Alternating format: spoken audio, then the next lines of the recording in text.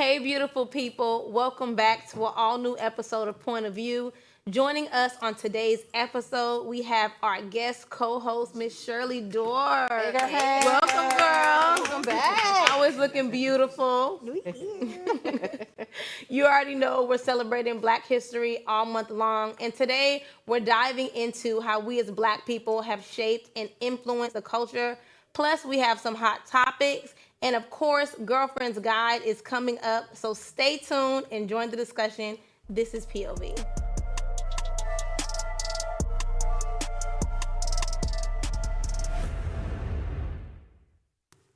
All right, ladies, let's be real. When it comes to beauty standards, fashion, music, and just our overall impact on society, Black culture sets the tone. But if we're being honest, do we feel like we truly get the credit we deserve? Absolutely not. No, I mean, in our community, it seems like, we're always like, just a reminder, Black people is the culture. Without us, there would be nothing. But outer communities, they're just like Black people who, like, we don't know what you've done for our society. I think we see that in social media. I remember a few years ago, there was this whole uproar on TikTok where the influencers were doing certain dances and then the Black folks weren't getting the credit for it. It was mostly like the white people who were getting all the credit and the accolades and stuff. And so it's still the same. We set the tone, but we don't get the credit or the coins. Right. I saw a few weeks ago a K-pop artist, Jin Young, had wore a sorority jacket. It says Delta, my people. Yeah. So as far as I know, in Greek life, if you're not a part of Greek life, then it's basically illegal to wear, that is like, to wear, like those, clothes or like, so like, Yeah. how So does that make you feel though? I mean, it's laughable, but also there's a lot of ignorance surrounding that. You have some He did it sorors. twice. Yeah. He So did it twice. You have some sorors who decide to donate their things to Goodwill or to like domestic shelters and stuff. And that is not the proper protocol to do that. And so then, you have people who in their ignorance, they wear the clothes and they, flaunt around with it. But if you are not a member, if you are not initiated, you are not supposed to. Oh, I think I remember seeing that. And the discourse was that the actual letters mean something in Greek. And so the person probably like thought it had more things to do with the actual meaning. Yeah. Rather instead than of a sorority. the sorority. And they know more on that side of the country, of the world. They know more about Greek things than they do Black people. Yeah, that's interesting. Yeah. I for sure think that it's the double standard a little bit though, and I understand that all associations and organizations should be respected, but at the same time, I wonder if that's how other races feel. Like even Chinese people, per se, when we walk around with tattoos and shirts and all these other things, Or they our probably- electronics. Right. Yeah, So they like, probably we feel take like from their, y'all culture take our too. fashion too. Yeah. So the theme for the Met Gala this year has been released, and it is going to be tailoring Black style. How do y'all feel about it? I'm a little excited. I'm a little shocked, because the Met Gala has been going for a very long time. And I don't know if I've been alive to see them, like amplify Black culture. You're right. But it's interesting to see that happening. I know now they have a lot more Black people that are part of the committee and they're making more decisions now. And, the Met Gala as well as the Grammys, they found fault in not knowing anything about or including Black people. So I'm interested to see where this is going to go, because Right. Met Gala is more white people than Black people. What does it mean by tailoring Black? Yeah, that's what I want to know. Like, is everybody gonna come with cornrows? No. Oh, okay. I think they're talking about like those fine lines and that nice fit and sophistication that look when fashion was beginning to elevate before we got to the pop, block it, drop it. So far, like when I look at the Met Gala looks, like they look good. Yeah. Like everybody has their own unique style, or somebody paid them to wear whatever they're wearing for the night. So I hope I'm we don't really see no afros, curious. though. I am so curious They to said see they what said people are gonna look like. dandyism, so I'm thinking like Black people in the 1950s. Oh. Like Nah, Was I that like like the that. corset era?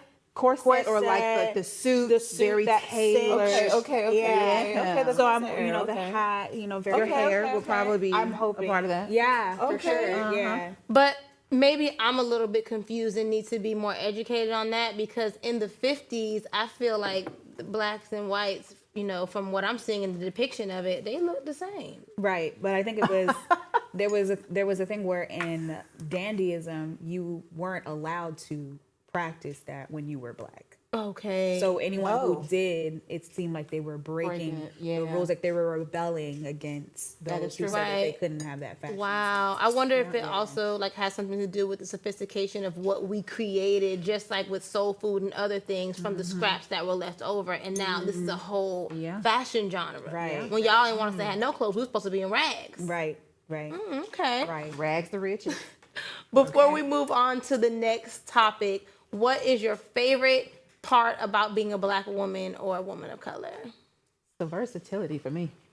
Oh my gosh, I love our lips. You know, everybody wants our lips. Yeah. One thing about black women, Yeah. the lips is gonna give it to them to the goal. Girl, everybody want the shade. They want the shape, they want the volume, they want. Listen, Chef's kiss. Yeah, I would have to say my favorite part about being a woman of color, a black woman, is that I am not allergic to the sun. You know, I can just bask in the sun, and I don't, you know, like that's a blessing from God. It low key makes me feel like maybe we are God's chosen people, but we are God's people. But you know, moving on to our next topic. This one is for all the men out there. Imagine raising a child for years only to find out that they're not yours. Well, this is the harsh reality for a lot of men in Jamaica and all around the world. Now, lawmakers want to make a change. MP Heroy Clark is pushing for a new law that will make DNA testing at birth mandatory to ensure every father knows the truth from day one. How do we feel about this? Should DNA tests at birth be required, or is they just taking a little bit too far? I absolutely think it should be required. Yeah. I think this should have been a thing a long time ago.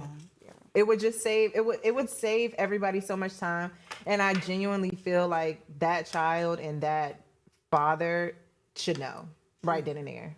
yeah. But you know what? I feel like on one end, having parents that are both from Jamaica, as harsh as it sounds, like a woman is just pinning a baby on someone, what is happening 9 times out of 10, because the people just be living in sin, married or not, the man probably done gave the lady bun, which is what we call it in Jamaica when you just cheating, and then Jamaican women feel like, I'm gonna give you bun back. You know what I'm saying? So they probably done, and now it's a bun in the oven. Right. Baby, we don't know who baby it is, but the husband 9 times out of 10 take ownership of the bun because he was given bun too. Correct. See, revenge is revenge, regardless. Yeah. Like it would have been your baby if you wasn't giving me bun. That's how they think. I ain't, you know. Okay. Right. Okay. I'm following. Right? Following. Yeah. So on one hand, some say this could prevent heartbreak and deception later down the road. But what about privacy? What you mean? What about? What about privacy, like, you know, with having agreement within your own household versus, you know, just DNA testing your baby? Because a lot of women act like they're so for it, but we hear an uproar when you're in a relationship. You know, it's also an insult to a lot of women, you know, when a man requests a DNA test after, you know, we've been together all these years and I know I haven't done anything and things like that. You know, it just, it's not like, But what if the woman has done something?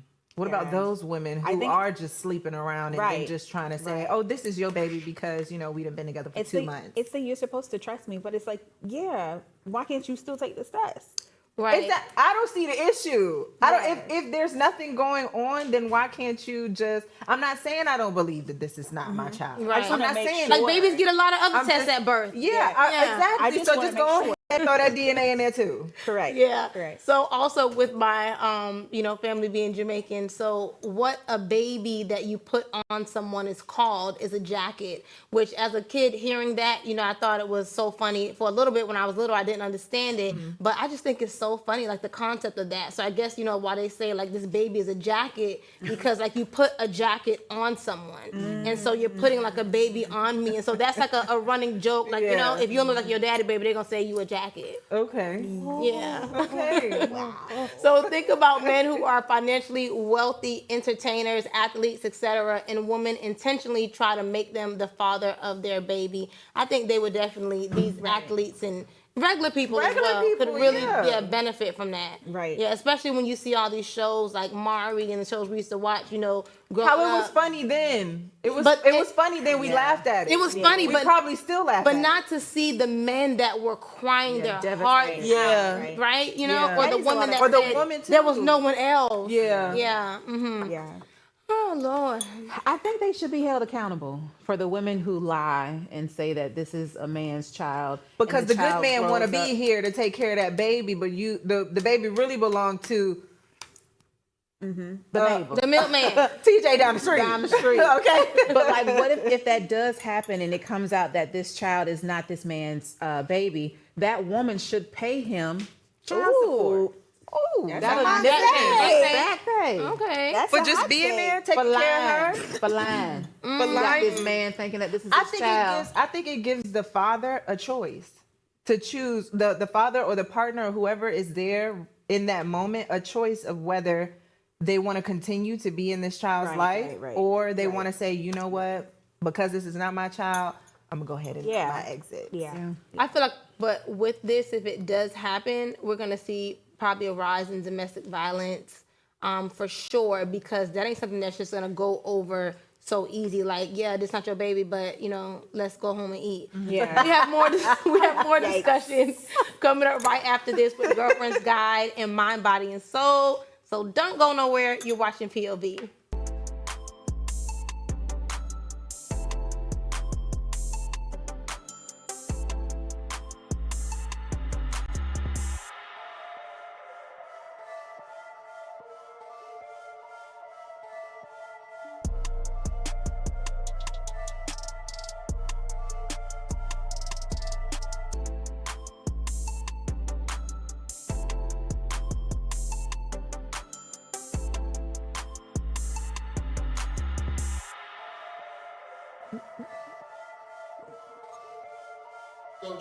I don't see nothing. Family, thank you so much for tuning in at home and on social media. Y'all know I got a question of the day for y'all at home and for the table. So, ladies and family at home, what is y'all's favorite Black sitcom of all time? Ooh, all time. Give it 101. 101.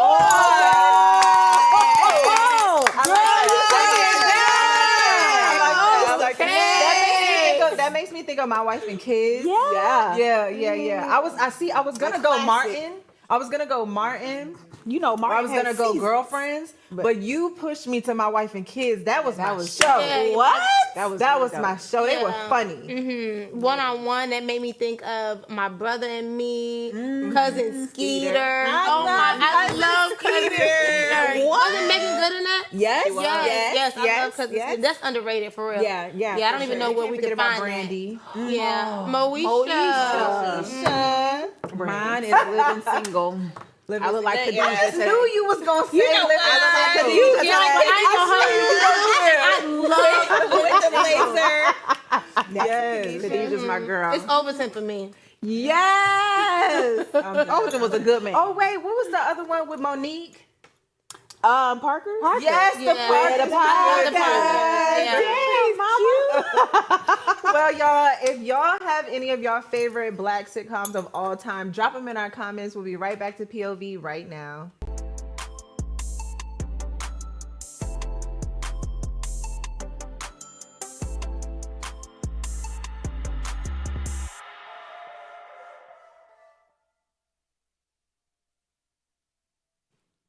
Welcome back. Thank you so much for sticking with us.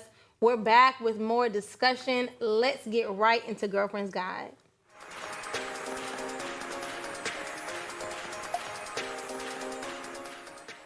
So, ladies, we all have that one friend who gravitates toward toxic men.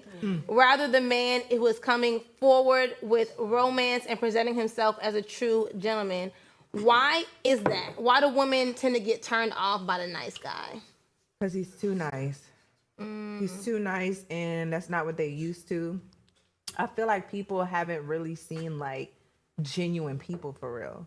You know, like, or they just come from toxic families. So like they feel like they have to have like, if it's not toxic, it's not right type of mentality, so I feel like they always push the nice guy away because he's too nice. Like he's gonna give that girl whatever she wants, and he's never gonna say no. Yeah. They need a little bit of no, sit down and shut up.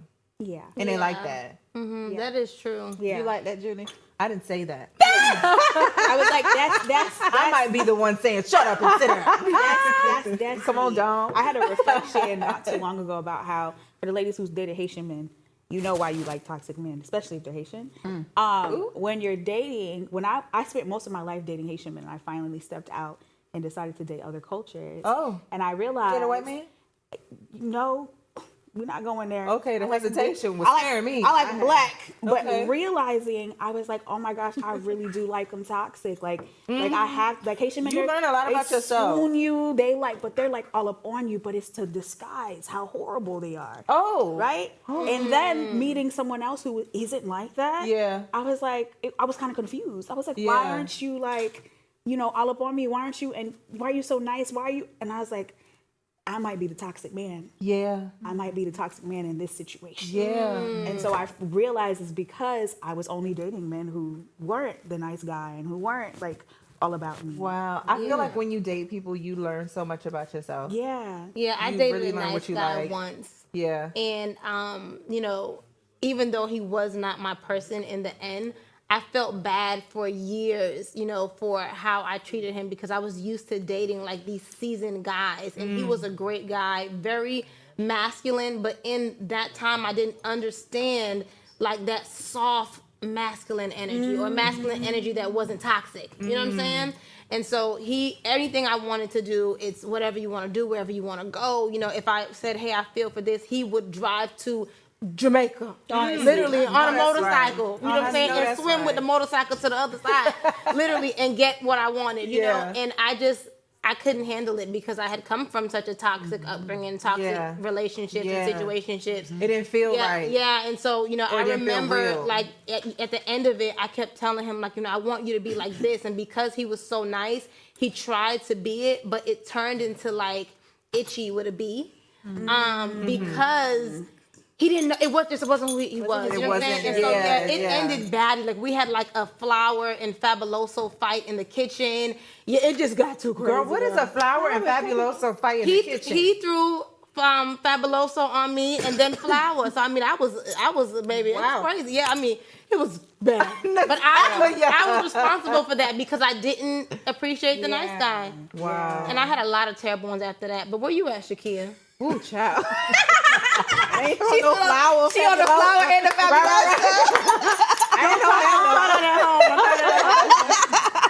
Well, where I am in life, I am ready for a soft love. I don't need nothing toxic. I want the soft, gentle, nice guy. And I won't abuse that because, you grow up and you abuse the nice guy. You take his kindness for weakness. But where I'm at now, honey, we Yeah, can be nice together. Like you can be nice, But you can be nice doesn't you can mean be respectful. pushover. Exactly. Yeah. You can still be respectful. You can be nice. You can be a little friendly, but like also still be a little stern. Right. Yeah. You know absolutely. what I'm saying? I think what we're looking for is someone who's assertive, not someone who's aggressive. Yes. So a nice guy, we want you to come up assertive. Yes. Sometimes nice guys Yeah. can be very people pleasing. Yes. Or passive. So it throws Yes. the woman who's looking for an assertive man off. Yeah. And knowing what my personality is, being not necessarily type A personality, but just someone who's very assertive, who's very sure and confident. I don't need someone who matches my energy in that. I need a balance. You know what I mean? So Really? yeah, we both like can't be I high like- functioning like that. No, I like somebody who is as confident as me. Like I cannot be with somebody who questions like most things about themselves because you bring too much confusion to me when I'm already very sure about myself. Yeah. You know what I'm saying? Confidence is definitely needed in a nice guy, right? Especially if you Absolutely. have a Not woman arrogant. like us. Yeah. Not arrogant. Do not be arrogant. Right. Because I'm gonna have to humble you. Right. Real quick. But be confident. Be confident in humble the things. you. Right. confident in the things that you say and the things that you do, because that is attractive to me. I don't know about y'all, but that's attractive to me because I'd be like, oh, okay, you said that and you meant that. Yeah, we're doing what you said. Okay, Yeah. I'm gonna follow you. What Carisha said, I'm gonna follow my man. Let So my man could it go. be possible that women, especially if they've been hurt in the past, are afraid of trusting someone who seems too good to be true? Absolutely. Absolutely. It's But that could scary. also come from like family trauma too, you know, like being raised in a toxic environment. It could come from that. Like you could come from your parents could, like, you know, have a toxic relationship, and then you see that growing up and it's like, well, they still together, so this must be love. Yeah. You know, like, and if you don't make it, and if you don't start to make your own decisions and go through relationships and make your own choices, then Right. you're gonna end up in the same situation. So my question is, have you ever hit someone with the "you be a great boyfriend for somebody else"? Yeah. Or you like a brother to me? Yeah.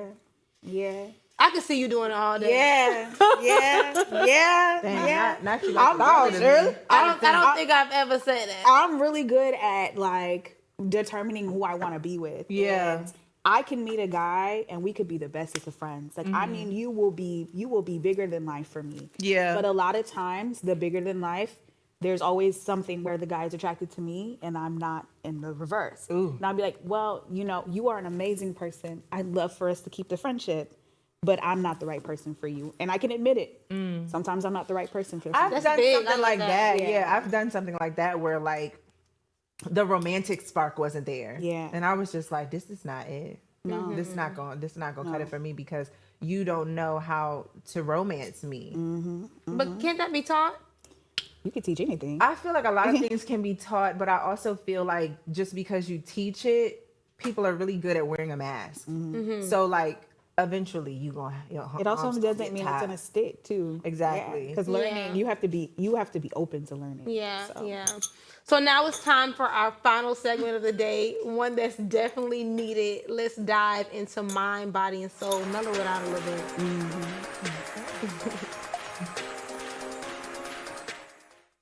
So this conversation, we don't have enough, but we really need to. Let's talk about financial literacy and building wealth in our Black communities. Be honest. How many of you out there actually learned about credit and building credit from your parents or in school? Or did your knowledge more so come from trial and error? Trial and error. It's so sad. Trial and error. I wish that my parents would have taught me about credit. I really wish my mother would have really taught me Spanish, but that's a whole nother conversation. But Un poquito because- español. Poquito. Okay, poquito. Muy poquito. Okay. Me llamo Kia y tú. That's all I got. But no, about credit though, like I feel like credit is so important because that is literally how America is ran. So I feel like it's more than important to teach our kids or our peers, you know, like it's sad that us as adults, we have to go out and seek it from, you know, somebody else now that we're adults, and now realizing how important this is when it should be something that's taught in school. Y'all teaching us fake history. Why y'all not teaching us about credit? Right. Because they want us to have the underhand, literally. Yeah. You know? And Yeah. it's so sad. I remember, like, growing up in high school, I used to have this secret thought in my head that there was, like, this white newsletter that they must have got, like, every month or quarterly. That, You know what? Listen, there might be that let them know how to, like, live in inside little details of what was going to be going on in the economy. And maybe to just, you know how you could do a mailing list and skip all the Black houses or all the, people you don't want to target. Yeah, exactly. So I legit used to think that, but I also had to learn on my own, and it really is as of recent years, that I really picked up on it because also I was an entrepreneur. So that also put me, at a deficit because I'm making money every day. So even like initially when I was getting cars, I felt like, oh, I got the money. They know they'll get the money whenever the car payment due on the 15, I may pay it whatever. You know what I'm saying? And then I'm growing up and I'm realizing that's not the way that it works. Yeah. Exactly. Like now I can't get nothing from them. I can only do what my money can do. And at the end of the day, money is limited. Yeah. So I'm happy to have woken up, and it really does make me want to like take it serious and, give my kids one foot up. But how do you prepare your kids for the future, Kia?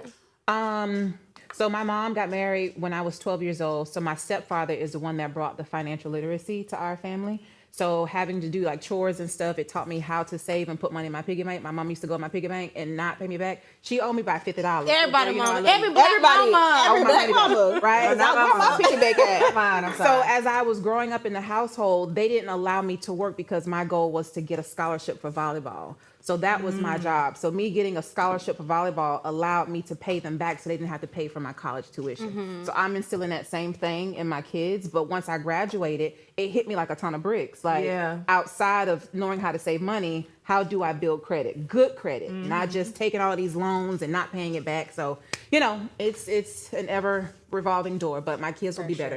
Yeah. Yep. One thing I wish I did with my kids earlier was even giving them allowance, you know, for chores and things like that. Because initially I felt like I ain't paying you what you're supposed to be doing. Right. And then you realize that they ain't doing it and you're still paying them. Yeah. You know what I'm saying? So now we had to work this system out. But Yeah. before we wrap up today's show, we want to honor a legend for Black History Month, Bob Marley, hailing from the island of Jamaica. Today, February 6th, would have been his 80th birthday. I cannot believe that. I thank God that we're stuck with this picture of him. Yeah.